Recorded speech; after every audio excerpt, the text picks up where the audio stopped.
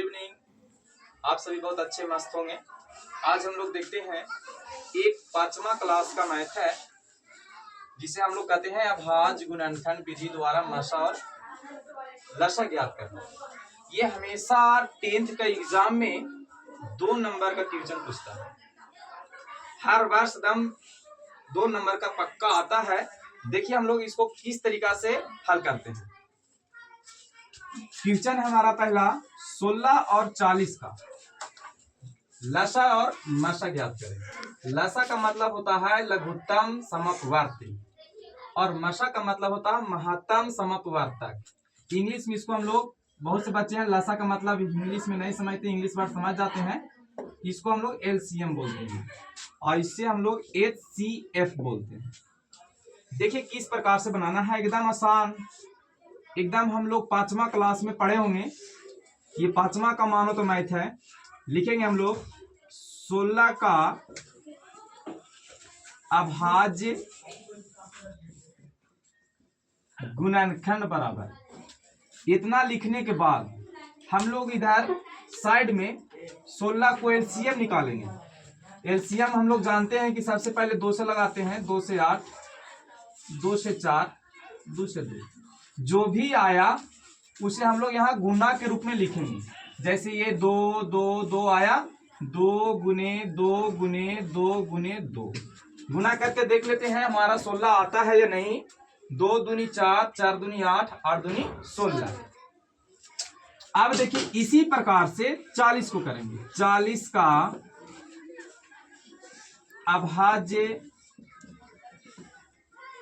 अभाज्य गुणनखंड बराबर। जिस प्रकार से 16 को निकालें हम लोग 40 को भी निकालेंगे। सबसे पहले 2 से लगाते हैं हम लोग, तो 2 से लगाएंगे तो 20 आएगा, 2 से लगाएंगे 10 आएगा, फिर 2 से 5। जब तक 2 से लगाना है जब तक 2 से कटित रहेगा।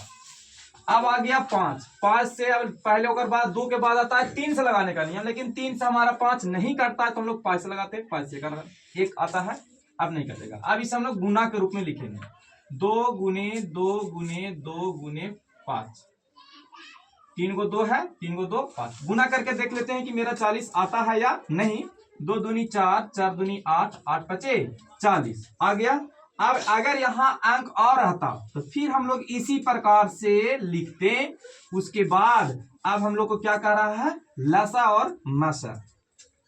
तो लिखेंगे यहाँ अतः 16 और 40 का मसा या HCF लिखिए बराबर। अब बाबू यहाँ आप लोग बात को ध्यान दीजिएगा कि HCF जब निकालना है, मेरा जो 2 पद है उसमें देखना है एकदम आराम से कि दोनों में कौन मिल रहा है। जैसे 2 इसके पास 2 इसके पास, आप इसको ऐसे मिला के यहाँ दोनों के बदले एगो लिख सकते हैं। फिर गुना के चिन्ह देंगे, फिर मिलाएंगे कि इसमें और इसमें है या कि नहीं। हाँ है, फिर मिला लेंगे। इसमें भी देख रहे हैं, इसमें भी देख रहे हैं, हाँ मिल रहा है, लिख दिए। अब और कोई मिल रहा है नहीं। 5 इसमें है लेकिन इसमें 5 नहीं है।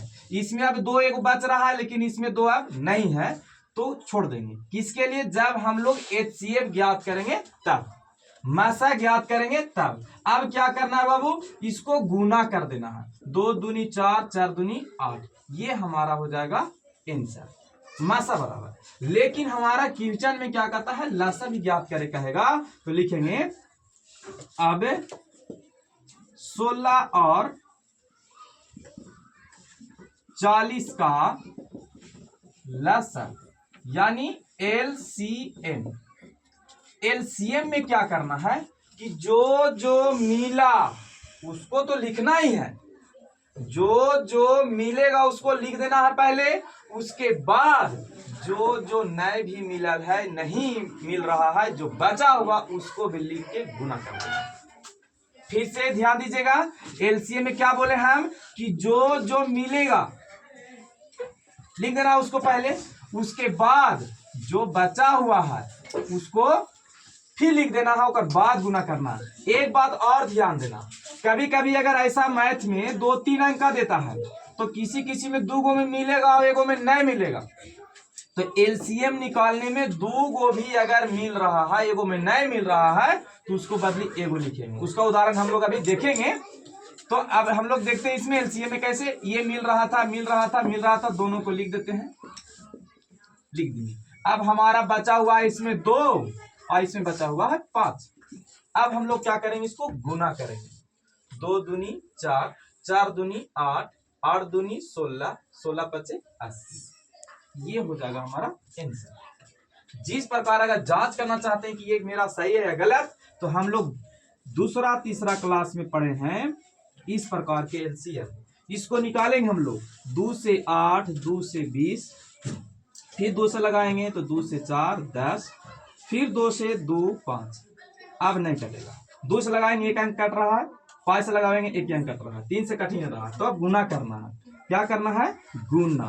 2 गुने 2 गुने 2 गुने 5, 2 दूनी 4, 4 दूनी 8, 8 दूनी 16, 16 पचे 80। ये हमारा आंसर। इस विधि, इसे हम लोग कहते हैं भाग विधि द्वारा एलसीएम निकालना। ये है अभाज्य गुणनखंड विधि द्वारा मसा।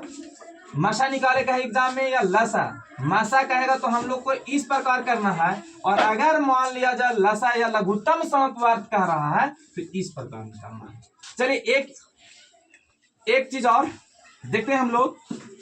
एक दूसरा मैथ दिया हुआ है 60 और 150।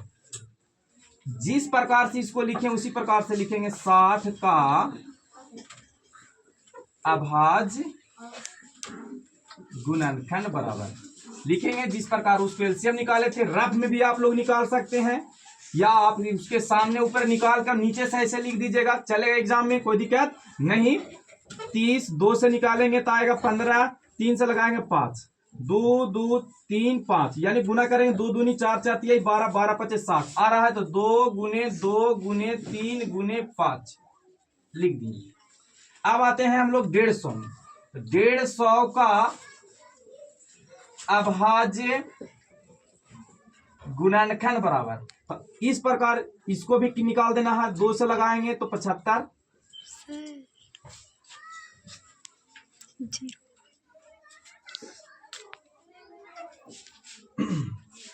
अब इसको क्या करना है कि 2 नहीं 3 से लगा, 3 से 25, 5 से 5, 3 दूनी 6, 6 पचे 30, 30 पचे 150। यहां लिख देना है। क्या आया पहले, 2 गुने 3 गुने 5, फिर एक और 5। चलिए लिखेंगे 60 अतः 60 और 150 का मासा बराबर। क्या बोले मासा में, फिर से एक बार हम बोल रहे हैं कि जो जो मिलेगा दोनों में, ये है सिंगल लिख देंगे, गुना चिन्ह देंगे। देखिए 2 इसमें है, इसमें नहीं है, छोड़ देंगे। 3 यहाँ है, 3 यहाँ है, 1 लिख देंगे। 5 इसमें है, 5 इसमें है, 5 लिख देना। बस मासा में जो मिलेगा वही, बाकी दूसरा शब्द को नहीं लिखना है। जो जो खाली मिलेगा, जो जो अंक मिलेगा उसी को लिखना है, बाकी को छोड़ देना। किसमें, ओनली फॉर मासा निकाले कहेगा तब, एसीएफ निकाले कहेगा तब। अब गुना करेंगे इसको तो हो जाएगा 3 दूनी 6 पचे 30। ये हमारा एचसीएफ का आंसर हो गया।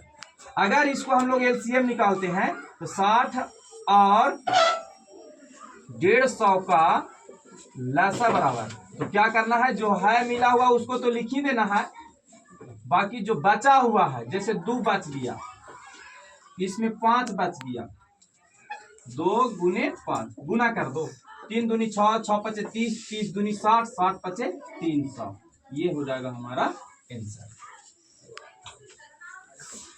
आशा करते हैं कि आप सभी को ये वीडियो अच्छा लगा होगा। अगर वीडियो अच्छा लगा होगा तो लाइक एवं सब्सक्राइब एवं शेयर करें।